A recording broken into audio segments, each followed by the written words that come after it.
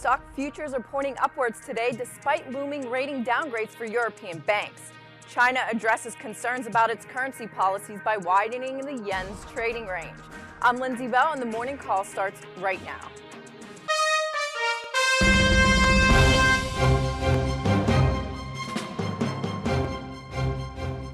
Good morning, everyone. I'm Evan Lazarus, Chief Knowledge Officer here at T3Live.com.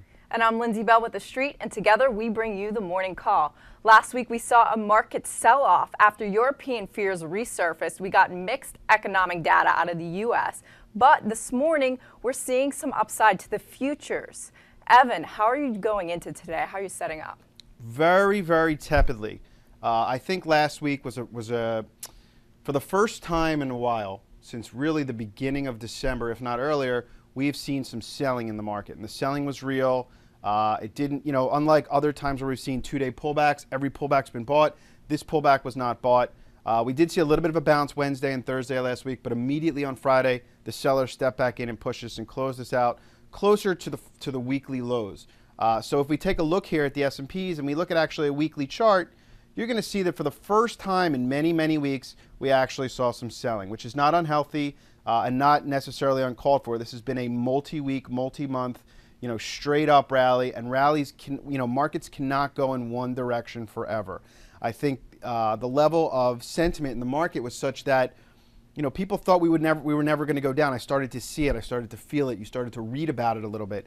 I saw headlines, Dow 20,000, things like that. It has to make you scratch your head. So it's 1 week down. We could certainly see another 2 to 4 weeks down here and still have this general trend remain intact. I want to make sure that point is clear that markets don't go up one direction forever. We could see a 3 to 5 week pullback here on the weekly chart. So it's really just the first week down. We could certainly probe lower, even down to the 1300 in the S&P area. So be nimble, be patient here. It's not the time you want to just, because we saw 2 or 3 days of selling, you want to just step back in and buy. We are in earnings season, so there's going to be a lot of headline-driven events this week, and I think we're going to talk about some of those. Right, exactly. We kicked off earnings season last week with Alcoa. We heard from JP Morgan and Wells Fargo. These companies had good earnings. They beat, and then their guidance was really good, but the stocks traded down. What are you seeing in the market? What's driving that? Well, I think with earnings season, earnings is a very interesting time of year because people become very focused on headlines. They become very focused on numbers. Because a company comes out and beats a certain expectation, I guess the primitive thought process is that, well, it has to go up. And that's not necessarily the case with the stock or the stock market. Sometimes you'll see where earnings are essentially what we call baked into the price of a stock. We've seen a lot of these earnings reports. We've seen really strong moves into earnings. Now that earnings comes out, it's sort of a buy the rumor, sell the news type event. And you're seeing that sell the news type event regardless of how good the earnings actually are. So is the potential for upside very limited here then? Well, again, it's an individual story. Every stock has its own agenda and its own individualized story. But I think with most of these symbols, especially the bigger ones, the widely watched ones, the JP Morgans, the Googles, the Intels, the IBMs, you're going to see some really strong charts over the last 5, 6, 7 months. These stocks have made new highs continuously, and it wouldn't surprise me to see earnings report be a catalyst for some profit taking and some selling for a lot of these names. So this week we get a lot more of the financials and the technology companies that have been leading the market here. They've been performing very well. On Friday, we heard from, or Thursday night, we heard from Google. That stock's trading down 4% on Friday. So what do you do there? Is that an opportunity to get in? Well, let's take a look here at Google. And this is something we talked about, into earnings last week. Google, a very widely watched tech name. Everybody in the world uses Google. It's one of those plays where you have to keep your eye on it because it is a benchmark for not only big cap technology but internet and high beta as well. This is a weekly big picture Google chart, and we talked about this upper band of resistance, 1, 2, 3, 4, 5 right here into earnings. Not being able to power through this band of resistance over the last couple of years at this point leads me to be a little bit concerned about Google. While the market made new highs over the last 3-4 months, you really didn't see this stock power up and take out 52-week or all-time highs back at the 750 mark. So it definitely is a bit disconcerting for those of you that are uber bullish on this stock, you might see a drawdown to this lower band, which really doesn't come in until about 550. If we take a look at the daily chart, that haircut that this stock took on Friday, and it was a nasty one, 4%, most of it coming actually in the first 25 minutes of the day on some big volume. Leads me to believe that there's some technical damage that's been done. You might see a couple of days of basing or some consolidation here, but if it really can't power back, through 50% of Friday's range, which I'm going to call right around 635, 640, you're probably going to see lower prices here in Google in the days and weeks to come. So definitely a name to be very, very careful with. How about IBM, keeping with tech? These guys come out with earnings Tuesday after the bell, I believe. They have international growth. They're taking share. What are you seeing in the charts, though? Well, IBM's been one of those stocks where it's been an unbelievable performer. And again, let's look at a weekly chart just to get a better feel for what it's done over the last, year, 2 years. Throughout 2011, we rallied. And throughout 2012, from those December lows, again, new highs. One of those stocks that, like I said, continually has made new highs as this market has legged up. It's just been a really, really strong performer. Over the last 2 weeks, a little bit of selling. We peaked around 210, now trading in the lower 200 area. We could trade actually down a little bit. I think the level to watch is this upper band of resistance right around 194, 195. I'd like to see this area hold on any pullback, so you could see a pullback into that area, and then the nimble trader will probably step in for a low risk long, as this area of resistance should now act as some form of support. So I'd probably be hands off, and I'd look to buy it on any further weakness. And then let's talk about Intel too. They come out with earnings on Tuesday. That stock is up 30% so far this year. So could they be another classic case run? And they've had a great run up, so on the news if it's good. Yeah, same story I think with Intel. Again, looking at weekly chart, and the reason I like the weekly is just because it gives you a much broader sense of what the stock has done over the last 6 months to get an idea of prior support, prior resistance, things like that. So we can see here, looking at this larger picture Intel chart, that it's definitely into an area where it's had some trouble with, going back 2004, 2005, 2007, and again here where we are today.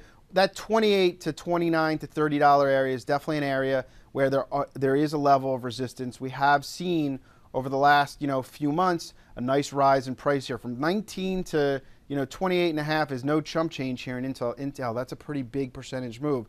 So I think smart money's probably going to be on the sidelines looking to buy a potential pullback. Somewhere possibly into the mid 20s would probably be the area I'd look to step in. Okay, mid 20s on Intel. Yeah. I like it. JP Morgan, they came out with earnings last week. They're a best in breed bank. They have a fortress balance sheet. They're taking share, but the stock was down 3.5%, a little more than that, I think, on Friday. What are you seeing in the financial sector? Financials have not really been a place where there's been a ton of inflow of money.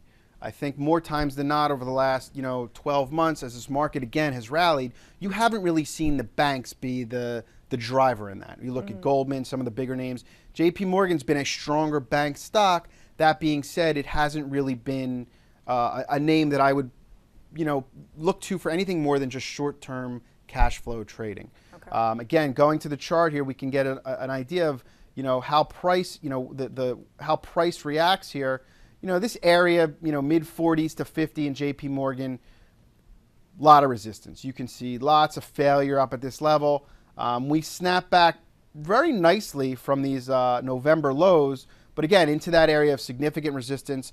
Earnings come out, market takes profits. You see that selling, those sellers stepping in here again. This to me is not necessarily what you want to see. You saw a 2-day bounce Wednesday, Thursday in JP, and then again, big stick down.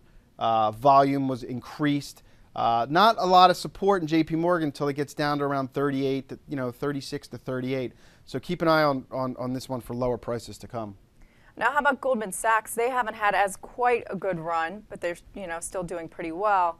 Is there more of an opportunity in that one, or is that a cash flow name too?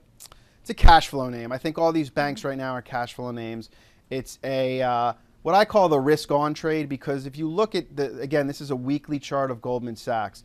Now, what I want to highlight here again is that point that I made earlier about what the market's done and what the banks have done. While the market has trended higher, over the last 3 years, from those 2008 lows all the way through 3.5 years, we've seen consistent buying on every dip. This chart does not tell you the same story. Lower highs for the last couple of years, the stock has actually decreased in price. Once it made those lows in '08, we got that initial snapback, but that snapback has dwindled throughout the last 2 years. This is not a picture of relative strength. This is a place where money is flowing out of, and I would be very, very careful about being a buyer in Goldman for anything more than a short-term trade right now. So for the financials, you can use it for a cash flow play, but longer term, you might want to wait on that one. I would say that's the best play right now. Wait for a better pullback. Okay. Well, we'll be back with more after this break. Hi, I'm Sean Hendelman, CEO of T3 Live, where we train, coach, and mentor traders in order to help you put your money to work with confidence. The T3 Live approach is a blueprint for you to recognize, adapt, and ultimately take advantage of different market conditions. To begin your training with T3 Live, we would like to offer you the opportunity to enroll in our free 30-day online home study course. Fill in your name and email address, and I'll see you on the other side. Let's get right back into the trenches with Apple. This stock actually had a pullback last week. I think Scott was short this name, or at least he got out of some of the longs. What are the charts telling you? Are we going to see more of a move up now that we've had a retrenchment? Well, I love Apple. I love trading Apple. It's been a great name for a lot of active traders, myself, Scott, a lot of the participants in the virtual trading floor. There's a lot of opportunity in this stock. It's highly liquid. It moves great. But at the same time, we have to respect what the chart tells us. This has been a parabolic move. If we go and we look at this chart, you can see it. This stock has gone vertical. I mean, this is something that, for any seasoned trader, you have to understand what this tells you. This is, a blow-off type of trade, and it's not going to be able to support the rate at which it's rising. In trading, when things go vertical, you definitely have to scratch your head and be a little concerned. While there's a lot of money to be made in that time period, if you don't step away when it breaks, you are putting yourself in serious, serious jeopardy. And I think we have to be very, very careful here with Apple, as the stock has gone from roughly 350 to 650 in the better part of only 3 months, give or take. We saw some selling for the first time. We go to the daily chart. 1 day down, even though it's been, maybe 3 or 4 days, really one heavy day of selling. You saw volume pick up on Friday. We could see a little bit of a short-term bounce. I'd actually like to position a trade in Apple around 612 to 615 on the short side to see how it acts into an area of short-term support, down in here in the low 600s. I think you might see a 1 to 2 day consolidation and then possibly another trade lower. There's some open gaps here. You see these holes to the left. For any technical trader, these are areas or pockets the stock probably will gravitate to if there is more downside probing to be had. They could keep this name intact into earnings, but for now, I probably wouldn't be a buyer of Apple for a little while. How about Baidu? That stock went against the grain last week, actually ended in positive territory. Can it maintain this momentum? Baidu is another one of these names that it's a very interesting chart, and I'll bring it up here, BIDU. As the market sold off last week, that relative strength play starting to come more, into light here. Didn't really see the selling here in Baidu. This has been a very, very fickle sector, this Chinese internet sector. Very, very mixed bag. You look at other names in the sector like Sina, where you're seeing almost the opposite, where money's been outflowing. Baidu holding in very, very well right now. And I think Baidu, with any market upside, if the market can, support some sort of short-term bounce, I think you'll see opportunity here in Baidu. How about Priceline? This one is another one that has been on the flip side. They've seen a pullback. So a lot of people like this stock. Can you get into it now? Or is there going to be more of a retrenchment? Do you mind if I get technical? No, I'd love it. All right, let's do it. All right, so Priceline, one of these symbols that is just a mind-boggling type of trade.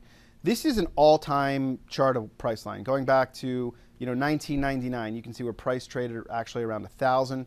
We saw that implosion when the internet bubble imploded back to, I think these are probably like $5 or $6, and now back to $7.35. So the price swings here in Priceline have been pretty unbelievable. We hit the one of these key retracements that I look at is the 786. Again, I'm getting highly technical. We snapped into that level. Again, price going vertical, very much like Apple, just going vertical over the last 3 months. Some aggressive selling taking place early last week. This, to me, setting up for what looks to be like a little bit of a flag, and I think you're going to see another, trade lower in the days to come, possibly, in the next, maybe, who knows, 3 to 5 trading sessions. So I'd be very, very careful about being a buyer of price, and it looks to me like it wants to go lower. How about MasterCard and Visa? These two hit new 52-week highs on Friday. They've had great momentum. Mixed bag. I mean, we're talking about stocks that have, saw some selling last week, and we're also looking at some stocks, Visa, MasterCard, two more symbols that we can look at for probably longs. This is MasterCard. As the market sold off last week, again, picture relative strength. This one's sitting at highs. Actually, Wednesday, Thursday, Friday, we saw some buyers step in, push us back to highs. So as we broke down on Friday in the market, you saw some money inflow in the MasterCard, which is, a fairly healthy sign. And this one looks to me like, it should be on the watch list for potential opportunity to the long side. If the market, again, can hold ground and possibly bounce a little bit, you'll probably see some money flow and MasterCard go higher. And then let's move into the gaming space. Las Vegas Sands. It's been on the uptrend, but this one, it's a great China long-term play. But how about short-term, technically speaking? Looks great. LVS looks like a great trade still. Let's go again. Look at that weekly chart. That big picture idea. We had this multi-month. I'm gonna even call it more than a year of basing down here. You can see what LVS did for the better part of 2011. It really didn't make any headwinds. A lot of back and forth. This is, what we call a consolidation. We broke out of that consolidation as soon as 2012 started, and we've seen, nothing but buying since the beginning of the year. And that, to me, if we go down to a daily chart, doesn't seem like it's changing. Again, as the market sold off late last week, this stock, pushed to new highs. So we have to respect that short term, the stock's being bought, it's being accumulated, and it looks like it wants higher. So going forward, we're getting into earnings season here. We need to be careful at looking at some of the leaders, I think, because they're a big tell for the market in general. Like you talked about already, Apple we saw go down last week. What are some of the leaders that we should be looking at this week? Well, I think as we get into the thick of earnings season, again, you're going to see Intel this week. You're going to see IBM. You're going to see Chipotle. You're going to see some very widely watched, heavily institutionally owned names. And you're going to see how the market reacts to those earnings reports. That's going to be, a real tell for what we should be doing going forward. I think in general, and I always tell this to traders, is that the rule of thought is you really don't want to chase price. So if you're looking at a stock that's been strong, that's outperformed, that's had a nice, 6 to 8 to 12 month, even 1 year run, chances are you don't want to be a buyer and chase new highs. Chasing new highs and chasing price means you are just expanding your pocket of risk. Watch to see how earnings reports, watch to see how those individual names react to those earning reports. And if there's going to be an opportunity to get involved in the long side again, do it on a pullback. Look for a 3 to 5 bar, week correction. And I think from that point, you'll have a much better risk advantageous situation. So I think the theme here with earnings is don't chase new highs. Okay, let's do some quick hits. How about LinkedIn? LinkedIn looks great. Chart looks great. Saw some buying last week. I think there's going to be a lot of interest here as we get closer to this Facebook IPO. And then keeping with internet space, Amazon. We've Amazon. seen some downtrend there. Not so good in Amazon. Amazon to me is one of these names that I would look for lower prices. Setting up in a bear flag here on the daily. I think if we can break this consolidation area, which is right down around 180, this is sort of a textbook bear flag pattern, setting up for lower prices in the near term. Chipotle, like you mentioned, they're another one that a lot of people like, a lot of people are watching. They come out with earnings this week. I would look for this stock to break away with earnings. It wouldn't surprise me if earnings were great and the stock, we saw a big gap up. The chart, we get a quick glance at this chart, nothing but buying. Haven't even seen a red bar print since December. Again, this is one of those symbols. You don't want to chase the price. Let the earnings come out. If the stock's going to be a good long, buy it on weakness. Don't buy highs. Okay, maybe buy it on sell the news sort of situation. That's exactly what I'm looking for. How about Cliffs Natural Resources? How's that trend line changed there? CLF to me is a little messy. We look at this chart over the last 6 to 8 months, really no direction. We have flat moving averages, Prices sort of ping pong between, let's call it the lower 60s and the upper 70s. No trend here, as the market's been a nice trending trade. We haven't seen a trend here. So if selling hits the tape, this is one of those names that I'd be very, very careful with about being a buyer, unless we really aggressively trade through that $80 mark with some volume. It's probably one of those symbols where I just say, be hands off. No reason to be here. Stay on the sidelines on that one. And then lastly, Apache. It's part of the energy sector that's really been beaten up. Stephanie Link was in this one but got out 2 weeks ago. What are you seeing? Is there still more downside? Looks to me like there could be some more downside here in Apache. Again, not one of the healthier names on the board. You're not really seeing an inflow of money. Actually, over the last 5-6 weeks, we've seen a nice haircut here, almost about 20%. I think it could possibly bounce to the upper 90s, but I think at that point you're probably going to see some short sellers maybe step in again, or to me it's one of those trades where I probably would be more inclined to be on the sidelines until this picture really changes to a picture of strength and health, which right now it isn't. So this week we get 17% of the S&P 500 reporting earnings. So we've got to watch those pretty carefully, like Evan has already mentioned. But as far as the market correction goes, how should investors be thinking going into this week? Well, I think it's pretty simple, and we'll pop the S&Ps up here just to sort of highlight what I'm thinking. What I'm thinking is that we've had a very, very, very nice run in the market since the 2008 lows, and again, I'm looking bigger picture here. We have seen continued buying on every pullback. I think that we have to let this pullback develop.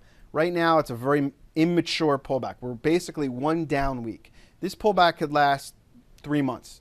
I think a little perspective, a little time. Let's get through earnings season. Again, if the market's going to sort of be a buy the rumor, sell the news earnings season, we're probably going to see a little more downside in the market. I look for a healthy correction. If we look at some retracement levels, these were our November lows. I think a better area to step in would be right around 1,300 to 1,320 in the S&Ps. If we can see that, you probably could put on a tier 1 low risk, entry. But buying up here right now, as the market looks like it wants lower, especially after Friday, I'd probably be hands off. Okay, so let's be patient going into this week and into earnings in general. There definitely could be some opportunities, but play your hands right. Yeah, listen, if you're an active trader looking for cash flow, there's going to be lots of opportunity into some of these earnings plays. If you are more of a longer-term, bigger picture investor looking to commit capital, be patient. Give this market time to develop. If it's going to go higher and this rally is going to continue, it's going to set up to do so. It's not going to happen in one day. And that's a misconception I think a lot of traders that live in, because we've seen such buying on every two or three down days. We've made new highs. I don't see that happening this time. It looks like things are changing a little bit. Okay. Well, stay tuned tomorrow to see what's going on here. Have a good day, everybody.